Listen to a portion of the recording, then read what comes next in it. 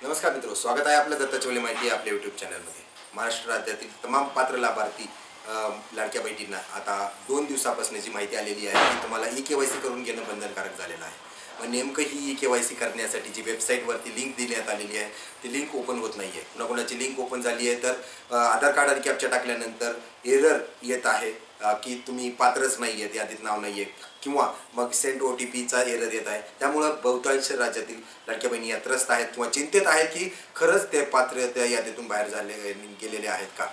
त्यामुळे काळजी नसावी। येणाऱ्या 2 ते 3 दिवसात तुम्हाला पोर्टल हे सक्रिय करण्यात येईल 100%, कारण आता जे काही पोर्टलवरती भार आलेला आहे आणि जो डेटा आहे अद्यापही पूर्ण लाडक्या बहिणीचा डेटा त्यावरती लोड झालेला नाही आहे।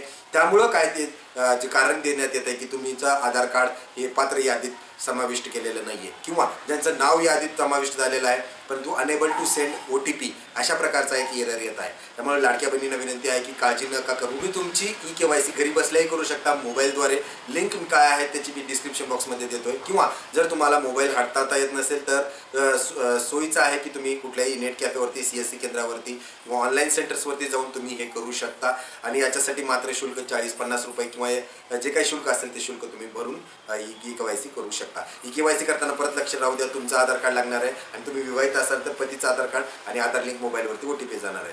जर तुम्ही अविवाहित असाल तर वडिलांचा आधार कार्ड तुमच्याकडे असणं गरजेचं आहे आणि त्याच्यासोबतच त्यांचाही आधारवरती OTP जाणार आहे।